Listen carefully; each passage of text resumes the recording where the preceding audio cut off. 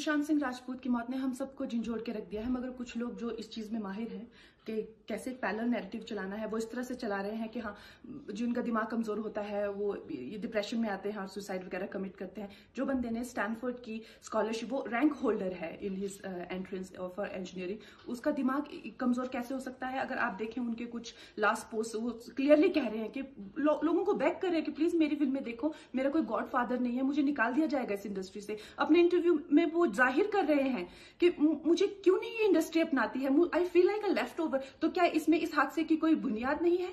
किस तरह से अगर किसी और स्टार किड ने इस तरह से 6-7 के साल के स्पैन में काय पोचे जैसे उनको कोई डेब्यू की कोई एक्नॉलेजमेंट, कोई अवार्ड नहीं मिला, या केदारनाथ या धोनी या छिछोरे जैसी फिल्म, एक गली बॉय जैसी एक वाहियात फिल्म को सारे अवार्ड मिलते, Chhichhore is the best film and the best director, उनकी फिल्म को कोई एक्नॉलेजमेंट नहीं। हमें आपसे कुछ नहीं चाहिए, हमें आपकी फिल्में नहीं चाहिए, लेकिन जो हम खुद करते हैं आप हमारे एक्नॉलेजमेंट क्यों नहीं हमें देते हैं? मुझे इनकी फिल्में, मैं जो खुद फिल्में डायरेक्ट करती हूँ, उनको सुपरहिट फिल्मों को ये फ्लॉप घोषित करते हैं। मुझ पे 6 केसेस क्यों डाले गए, क्यों मुझे जेल में डालने की कोशिश की गई? और मुझे इनके जो चमचे जर्नलिस्ट हैं, वो सुशांत जैसे लोगों पे जो ब्लाइंड आइटम्स लिखते हैं कि वो साइकोटिक है, न्यूरोटिक है, एडिक्ट है। संजय दत्त की एडिक्शन तो आपको बहुत क्यूट लगती है। वो लोग मुझे मैसेज करते हैं कि तुम्हारा बहुत डिफिकल्ट टाइम है, तुम ऐसा वैसा स्टेप मत उठा लेना। ऐसा क्यों कहते हैं मुझे? ये क्यों मेरे दिमाग में डालना चाहते हैं कि आप सुसाइड कर लीजिए?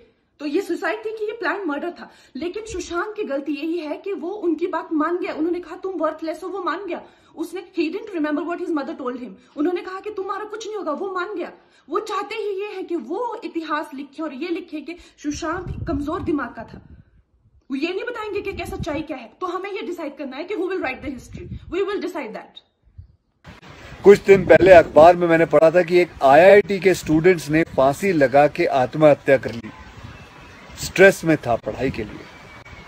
उससे कुछ दिन पहले मुंबई में एक मैनेजमेंट स्टूडेंट ने एक 5 स्टार होटल के रूम से छलांग लगाकर अपनी जान दे दी।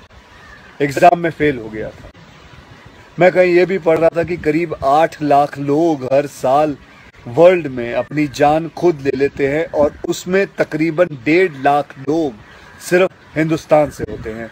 और यंग लोगों में आत्महत्या के सबसे बड़े कारण जो होती है वो होती है पढ़ाई या फिर रिलेशनशिप का स्ट्रेस। क्यों?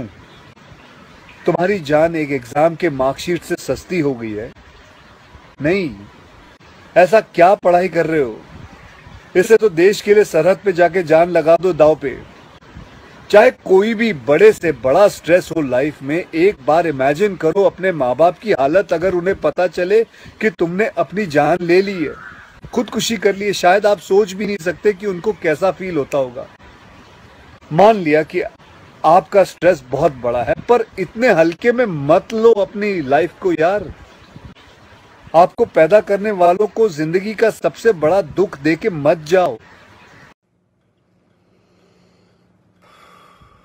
कुछ जज्बातों को, कुछ दुखों को,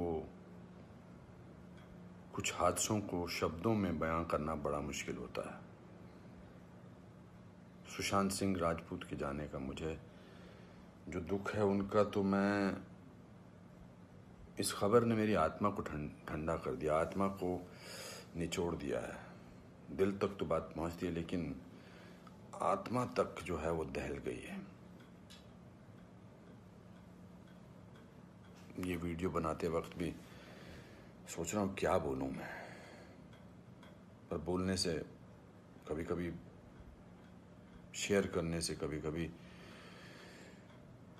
नहीं, इस खबर पर तो शेयर करने से भी दुख कम नहीं हुआ।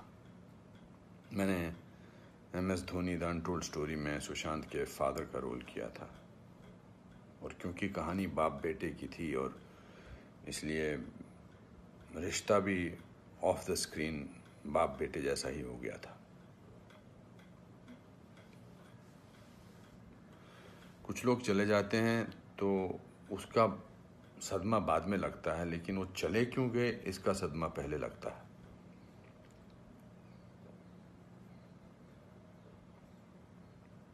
आई थिंक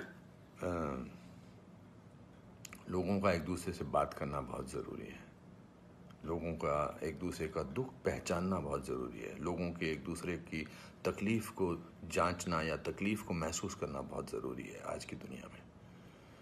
आज की दुनिया में हम बहुत ज़रूरी है कि हम सामने से पूछें कि क्या तकलीफ़ है तुझे, क्या अकेलापन महसूस हो रहा है, क्या महसूस कर रहे हो तुम मेरे दोस्त। क्योंकि जो जिस तकलीफ़ से जूझ रहा होता है उसका बयां वो खुद नहीं कर सकता, वो हमें पहचानना है। हम किसी भी इंडस्ट्री में हों, बार बार बोला जाता है फिल्म इंडस्ट्री में ये टेंशन है, फिल्म इंडस्ट्री में वो टेंशन है, इसका प्रेशर है। कोई प्रेशर नहीं होता। अकेलेपन का मैंने एहसास किया है अपनी ज़िंदगी में, और जब वो अकेलापन होता है तो सक्सेस कोई मायने नहीं रखती है। जब वो जो दुख की गहराई में इंसान की आत्मा, इंसान का दिल डूबा होता है तो सक्सेस, पॉपुलैरिटी कुछ मायने नहीं रखती है। मायने रखता है किसी का आपको गले लगाना, मायने रखता है किसी का आपसे बात करना, किसी को आपकी बात सुनना, वो मायने रखता है। उसके घर वालों के बारे में सोच रहा हूँ सुशांत के, उनका क्या हाल होगा। मैं तो फिल्मी बाप था उसका, तो मैं इतने तकलीफ और दुख से गुजर रहा हूँ, तो उनके जो खुद के पिताजी हैं, उनके घर के बाकी जो मेंबर्स हैं, उनका क्या हाल होगा। 34 साल का लड़का, बहुत तकलीफ है। मैं बड़ा पॉजिटिव आदमी हूँ और इस लॉकडाउन में मैं बहुत पॉजिटिव रहा हूँ। मैंने अपने आप को बहुत संभाला है, लेकिन इस खबर ने तो मुझे झकझोर के रख दिया है। बहुत ही was very very positive, very energetic. Anupam ji ऐसे ट्राई करते हैं, अनुपम जी ऐसे ट्राई करते हैं। कभी मैं उसको कहता था यार शांत हो जाए यार प्लीज़। कहता नहीं आपने तो अपना करियर बनाना है, मुझे देख, मुझे करना है। He will constantly keep rehearsing scenes with me. We'll spend time. बहुत ज़्यादा नज़दीक नहीं आ पाया मैं उसके, because the pressure of the shooting was there. We had to finish. We wanted to do that, and I wanted to give him space because he had internalized the role of MS Dhoni. So, but बहुत क्या बेमानी सा लगता है सब कुछ। तो मेरे दोस्तों, एक दूसरे को पहचानो, एक दूसरे का दुख दर्द।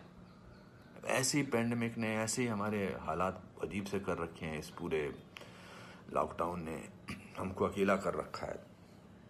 तो इस त्रासदी से, इस घबराहट से हमको समझना चाहिए एक दूसरे का दर्द, एक दूसरे की तकलीफ, एक दूसरे का अकेलापन समझना चाहिए और बढ़ावा देना चाहिए प्यार को, पॉजिटिविटी को, कंपैशन को।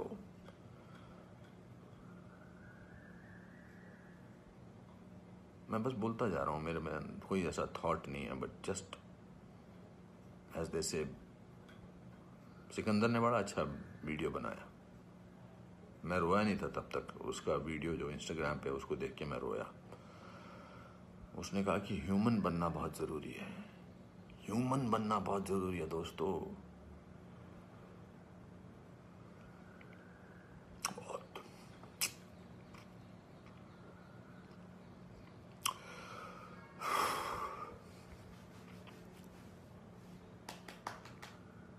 चलो,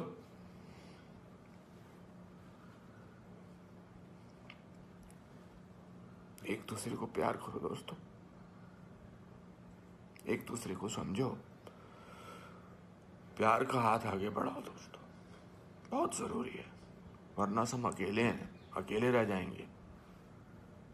एक अकेले इंसान को दूसरा अकेला इंसान मिले तो वो अकेला नहीं होता है।